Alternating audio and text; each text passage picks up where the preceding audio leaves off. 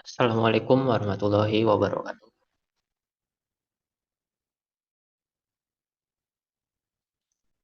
Assalamualaikum warahmatullahi wabarakatuh. Kami dari kelompok satu akan mempresentasikan hasil mini riset kami dengan judul Simulasi Proteksi Arus Lebih pada Sistem Distribusi Listrik Sederhana. Disusun guna memenuhi tugas mata kuliah Rekayasa Teknik dengan dosen pengampu Bapak Asmiri Skilubis SPD MT. Disusun oleh kelompok satu dengan NIM 522 323 003 dan rekan saya. Saya Agung Kusumayadi dengan NIM 522253302.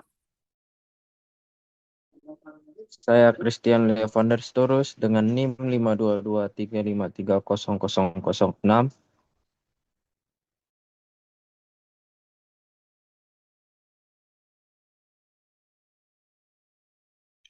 Adapun latar belakang dari mini riset kami yaitu sistem tenaga listrik modern merupakan suatu jaring terintegrasi yang terdiri atas tiga subsistem utama yaitu pembangkit, transmisi, dan distribusi.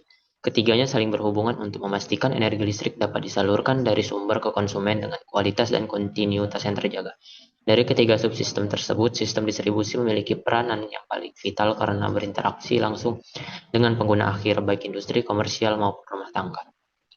Salah satu bentuk gangguan yang paling sering terjadi adalah arus lebih atau overcurrent, yaitu kondisi ketika arus listrik yang mengalir melebihi batas nominal yang dirancang untuk peralatan atau penghantar. Arus lebih dapat terjadi karena beberapa faktor berikut. Yang pertama, hubung singkat atau sirkuit antar fasa. Kedua, kelebihan beban atau overload. Ketiga, kegagalan isolasi dan penuaan peralatan listrik.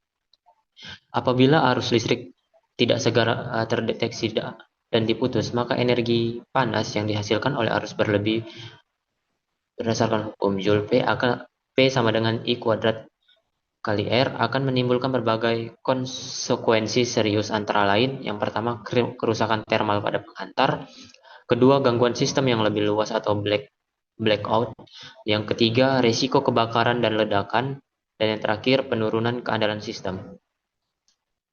Untuk menghindari kerugian teknis dan ekonomis tersebut, diterapkan sistem proteksi arus lebih atau overcurrent proteksi sistem yang berfungsi mendeteksi dan mengisolasi bagian sistem yang mengalami gangguan agar bagian lainnya tetap beroperasi normal.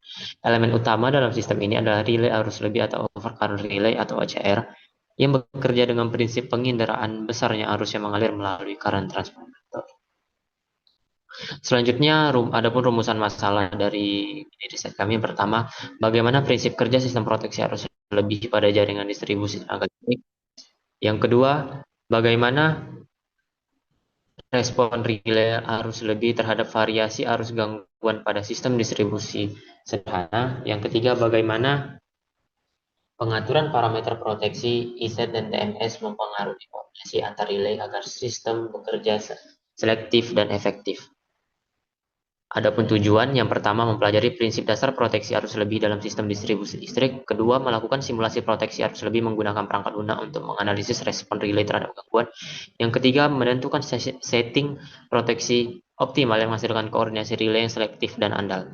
Adapun manfaat dari mini riset kami, yang pertama secara akademis menjadi referensi pembelajaran tentang penerapan dan prinsip kerja proteksi arus lebih pada sistem distribusi tenaga listrik. Kedua, secara teknis memberikan gambaran tentang pengaturan setting relay. Dan yang terakhir, secara praktis agar mampu mencegah kerusakan peralatan dan memperkecil dampak gangguan. Selanjutnya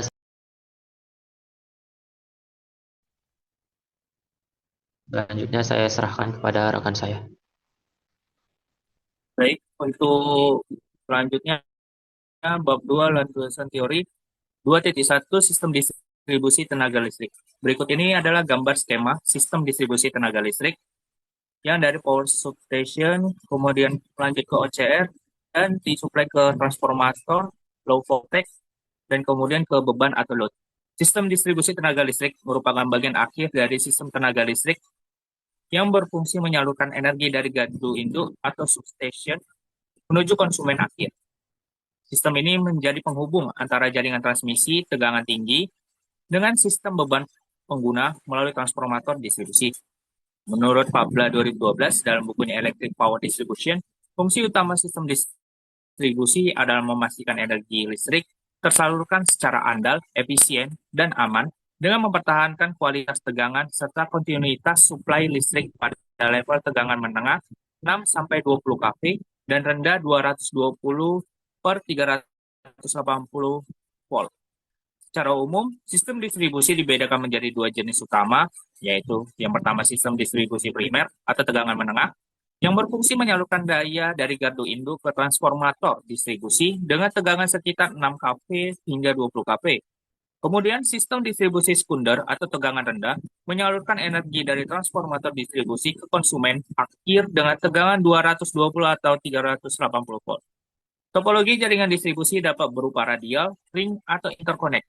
Yang pertama, pada sistem radial, suplai daya hanya berasal dari satu sumber, sehingga lebih sederhana namun kurang andal.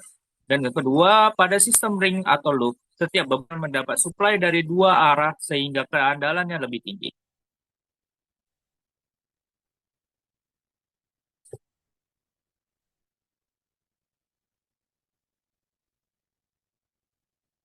Ketiga, sedangkan sistem memiliki beberapa sumber daya yang saling terhubung untuk meningkatkan fleksibilitas operasi dan kontinuitas suplai. Namun demikian, sistem distribusi merupakan bagian yang paling rentan terhadap gangguan. Menurut IEEE standar 81 1993 Redbook, sekitar 80% dari seluruh gangguan sistem tenaga listrik terjadi di sistem distribusi, terutama akibat faktor eksternal seperti kondisi lingkungan, cuaca ekstrim, dan kesalahan manusia. Beberapa gangguan yang umum antara lain, yang pertama hubung singkat atau short circuit antar fasa atau antara fasa.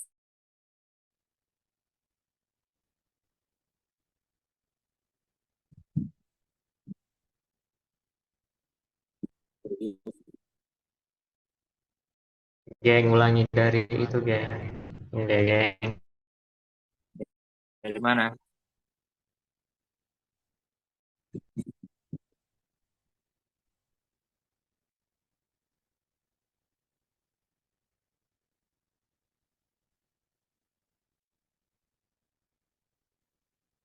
Hujan cuy. Aduh, nah, beberapa gangguan ya. Beberapa gangguan yang umum terjadi antara lain, yang pertama hubung singkat atau short circuit, yang kedua beban berlebih atau overload, yang ketiga petir dan tegangan lebih transien, yang keempat kegagalan mekanis dan degradasi material. Gangguan-gangguan tersebut mengakibatkan penurunan kualitas daya atau power quality, kerusakan peralatan listrik, bahkan pemadaman menyeluruh atau blackout jika tidak segera diatasi. Prinsip utama dari sistem proteksi pada jaringan distribusi adalah deteksi dini terhadap arus gangguan dan pemutusan cepat terhadap bagian yang rusak. Salah satu metodenya adalah overcurrent protection yang bekerja berdasarkan peningkatan arus di antara lain nominal, relay arus lebih atau CB untuk mendeteksi kenaikan arus dan pengiriman sinyal untuk memutus arus gangguan dalam waktu yang telah ditentukan. Dan kemudian relay arus lebih atau OCR, overcurrent recloser, set analyzer, dan ground fault relay harus disesuaikan dengan konfigurasi jaringan kapasitas beban serta tingkat keandalan yang diinginkan. Dengan demikian, dapat disimpulkan bahwa sistem distribusi tenaga listrik tidak hanya berperan dalam menyalurkan daya ke pelanggan, tetapi juga menjadi titik kritis dalam menjaga stabilitas, kualitas, dan keandalan sistem tenaga listrik secara keseluruhan. Kemudian, sistem proteksi tenaga listrik.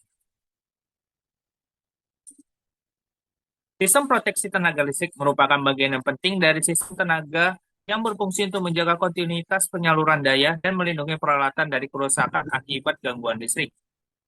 Kemudian berikut adalah diagram blok sistem proteksi tenaga listrik yang dari source, kemudian ke CT, dan diproteksi oleh protective relay, dan kemudian lanjut ke beban atau load. Gangguan yang mungkin terjadi pada sistem tenaga listrik dapat berupa hubung singkat antar fasa, gangguan ketahanan beban lebih, tegangan lebih, atau kegagalan isolasi. Secara umum, sistem proteksi tenaga listrik terdiri atas beberapa komponen utama yang saling terintegrasi antara lain. Yang pertama, relay proteksi. yang sebagai otak sistem proteksi yang mendeteksi kondisi abnormal seperti arus lebih, tegangan rendah, frekuensi tidak normal, atau gangguan tanah. Yang kedua, pemutus tenaga atau circuit breaker yang berfungsi memutus aliran arus gangguan berdasarkan sinyal trik yang diterima dari relay proteksi. Yang ketiga, transformator arus atau current transformator atau CT yang berfungsi menurunkan arus sistem yang tinggi menjadi nilai yang proporsional agar dapat diukur dengan aman oleh relay proteksi. Kemudian transformator tegangan atau potensial transformator atau PT yang digunakan untuk menurunkan tegangan sistem agar dapat diukur oleh peralatan proteksi, pengukuran, dan kontrol.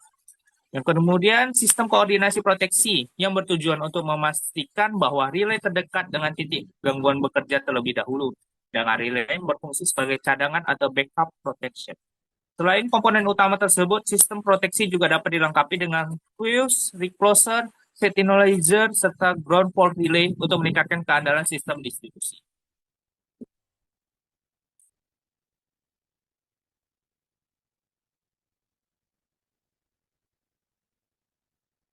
Baik, saya Dilanjutkan akan kepada saudara.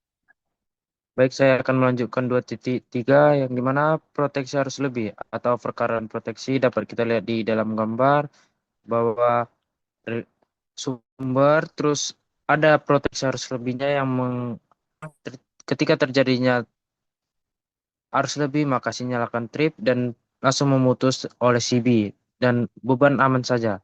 Terus proteksi arus lebih merupakan metode proteksi yang paling umum dan fundamental yang digunakan dalam sistem distribusi tenaga listrik terutama pada jaringan radial dan subtransmisi.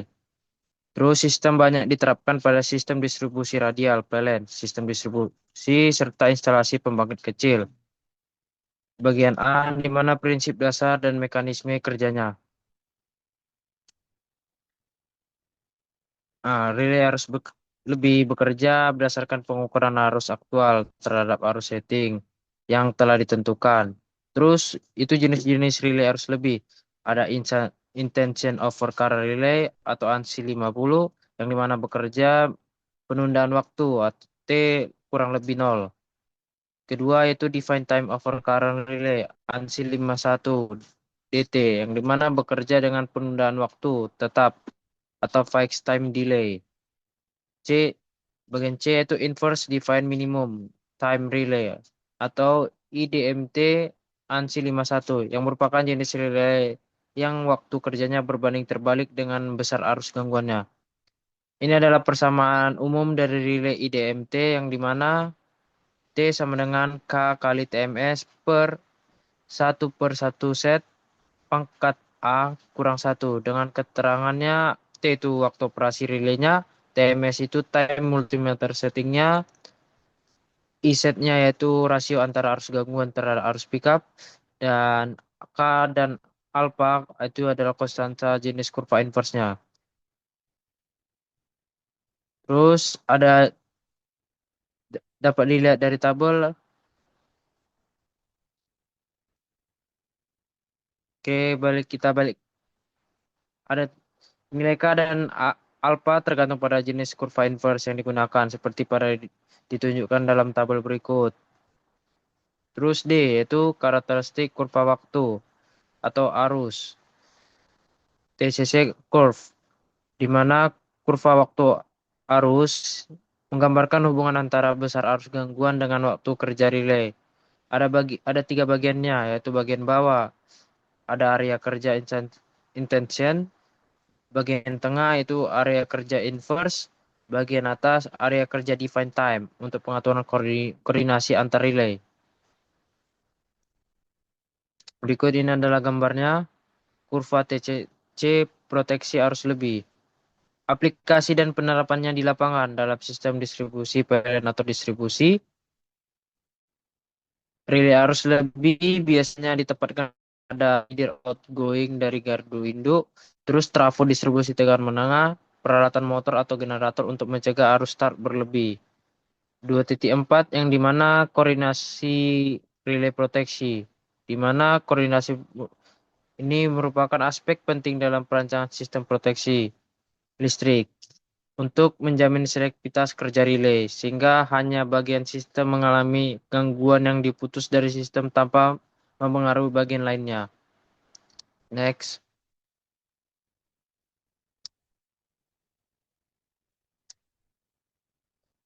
Ini dapat kita lihat adalah diagram koordinasi relay proteksinya, yang dimana konsep koordinasi proteksi ini sangat penting karena memiliki beberapa titik proteksi berurutan. Dalam sistem seperti ini, gangguan terjadi di ujung jaringan harus ditangani dengan downstream relay dan relay lebih sumber upstream relay.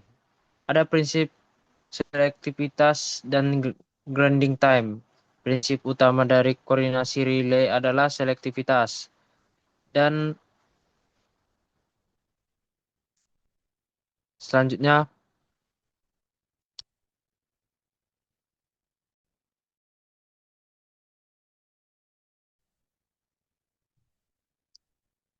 yang mengacu pada kemampuan sistem proteksi. Bagian B,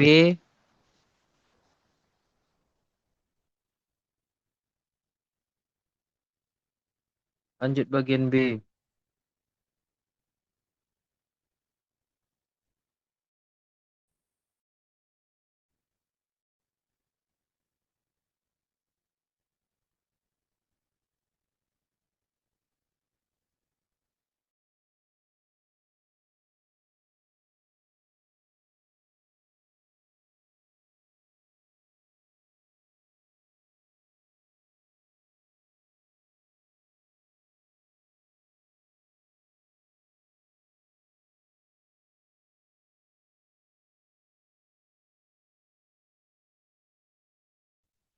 Udahlah, Yan, lanjut Yan.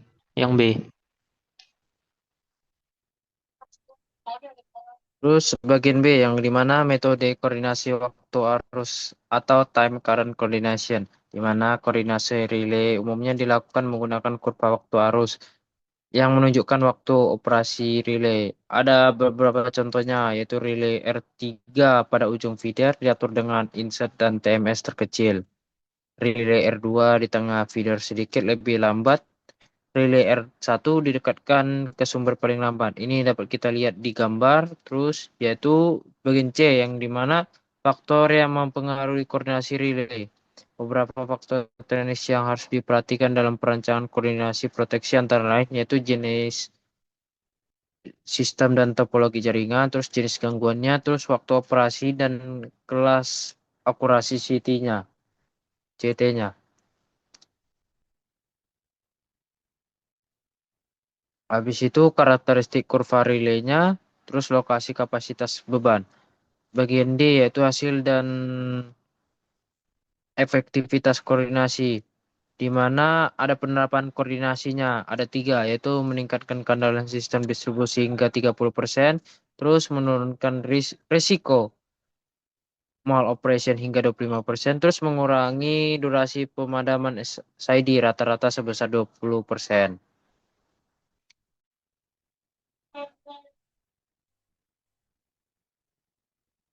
Berikutnya, adapun metodologi penelitian dalam mini riset kami disusun untuk memberikan gambaran sistematis mengenai langkah-langkah yang dilakukan dalam melakukan analisis dan simulasi proteksi arus lebih pada sistem distribusi tenaga listrik sederhana.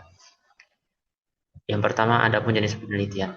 Jenis penelitian kami yang kami gunakan adalah penelitian deskriptif dan eksperimental. Metode studi literatur dilakukan untuk memperoleh landasan teori yang kuat mengenai prinsip-prinsip relay arus lebih, jenis-jenis kurva waktu arus, dan standar koordinasi proteksi berdasarkan referensi IEEE, SPLN, serta publikasi ilmiah seperti MDPI, Energies, dan IGS.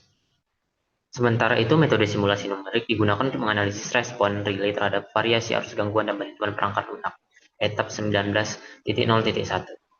3.2 tahapan penelitian. Penelitian kami dilakukan menggunakan beberapa tahap. Yang pertama, studi literatur, kedua, pemodelan sistem, ketiga, penentuan parameter, keempat, simulasi gangguan, dan yang terakhir, analisis hasil.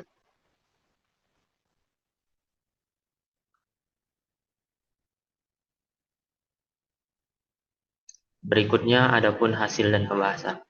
Hasil simulasi dari sistem proteksi dapat terlihat pada tabel. Yang pertama ada lokasi gangguan, terdapat bus 1, bus 2, dan bus 3. Arus gangguannya senilai pada bus 1 310, bus 2 460, bus 3 610. Waktu operasi untuk bus 1 0,55, untuk bus 2 0,40, dan bus 3 0,29. Dari hasil simulasi dapat dilihat bahwa nilai arus gangguan meningkat seiring jarak gangguan semakin jauh dari sumber karena penurunan impedansi saluran relatif terhadap titik gangguan. Namun relay tak bekerja dengan waktu operasi yang menurun terhadap peningkatan arus gangguan sesuai karakteristik inverse defined minimum time atau IDMT yang dirumuskan dalam IEEE standar C37.112 tahun 2018. Selanjutnya ada visualisasi hasil dari simulasi tetap. Dapat dilihat pada gambar 8 diagram garis sistem distribusi 20 kV yang sudah disimulasikan pada etap. Diagram satu garis, hasil simulasi etap memperlihatkan sistem distribusi radial dengan 3 bus di mana masing-masing bus dilindungi oleh relay OCR dan sirkuit breaker. Setiap titik bus juga dilengkapi dengan current transformator untuk mendeteksi besar arus gangguan. Gangguan disimulasi pada titik F1 dan F2 serta F3 yang mewakili lokasi gangguan di bus 1, bus 2, dan bus 3 dari hasil observasi diagram. Yang pertama ada gangguan di bus 1 menghasilkan arus tertinggi yang terdeteksi langsung oleh relay utama data sumber.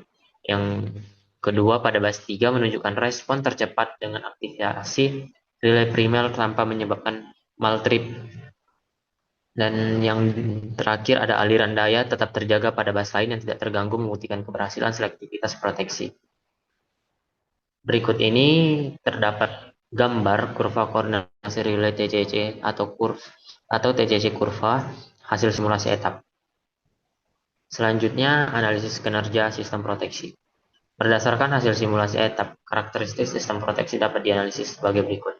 Yang pertama, kinerja relay IDMT. Relay bekerja sesuai prinsip inverse defined minimum time, di mana peningkatan arus gangguan menyebabkan pengurangan signifikan pada waktu operasi. Yang B, rentang waktu operasi yang dihasilkan di bawah 0,6 detik. Kedua, koordinasi relay primer dan cadangan. Yang ketiga, selektivitas dan keandalan sistem. Simulasi menunjukkan sistem tetap stabil selama proses pemutusan gangguan. Yang B, tidak ditemukan maloperation dan beban di bus yang tidak terganggu dan tetap tersuplai. Yang C, berdasarkan IEEE, kondisi ini memenuhi kriteria High Selectivity Protection. Efisiensi dan waktu pemutusan. Waktu total pemutusan selama 1 detik memastikan sistem masih dalam batas aman untuk jaringan distribusi 20 kV. Respon sangat cepat, relay membantu mencegah pemanasan konduktor dan mencegah kerusakan isolasi serta menurunkan risiko kebakaran. Berikutnya ada pun kesimpulan dan hasil dari simulasi. Dari hasil analisis dan pembahasan di atas dapat disimpulkan bahwa yang pertama, sistem proteksi harus lebih bekerja cepat, selektif, dan sesuai karakteristik IDMT. Kedua, koordinasi relay primer dan cadangan tercapai dengan grading margin optimal 0,3 detik. Yang ketiga,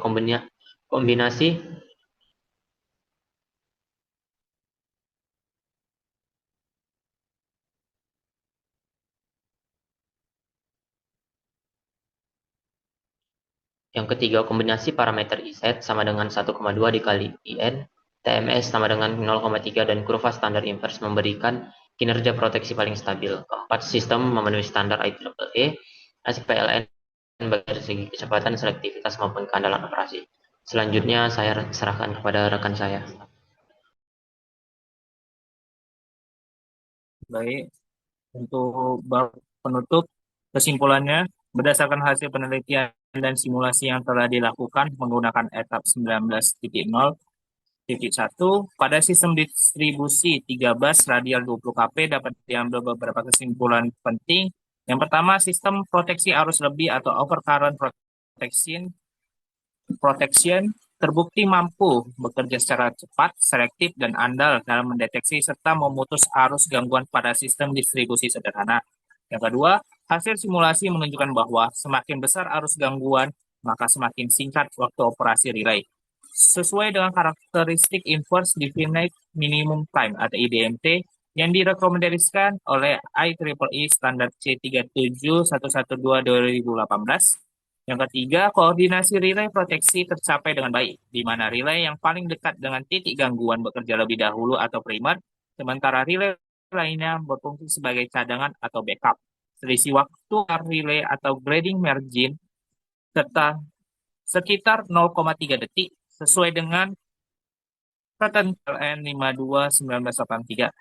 Keempat, kombinasi parameter iset sama 1,2 kali nominal TMS dan penggunaan kurva standar inverse menghasilkan koordinasi paling stabil tanpa menyebabkan operation.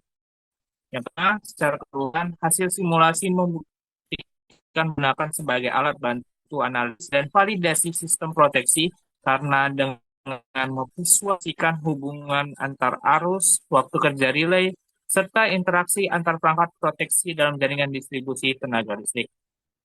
Saran, yang pertama untuk penelitian lanjutan, disarankan agar dilakukan simulasi koordinasi multi-level dengan melibatkan recloser dan ground fault relay guna meningkatkan keandalan sistem terhadap gangguan pasak ke tanah. Kedua, penggunaan kurva karakteristik lainnya seperti very inverse dan extreme inverse dan dapat dipertimbangkan untuk sistem distribusi dengan variasi impedansi saluran tinggi. Yang ketiga, perlu dilakukan verifikasi lapangan terhadap hasil simulasi agar diperoleh data valid untuk implementasi sistem proteksi aktual, khususnya pada jaringan distribusi PLN 20 kP. Yang keempat, pengembangan sistem proteksi adaptif berbasis microcontroller atau IoT dapat menjadi inovasi lanjutan agar pengaturan parameter relay dapat disesuaikan secara real-time sesuai kondisi jaringan. Sekian presentasi dari kelompok 1. Kurang lebih salahnya mohon maafkan. Kami tutup dengan Assalamualaikum warahmatullahi wabarakatuh.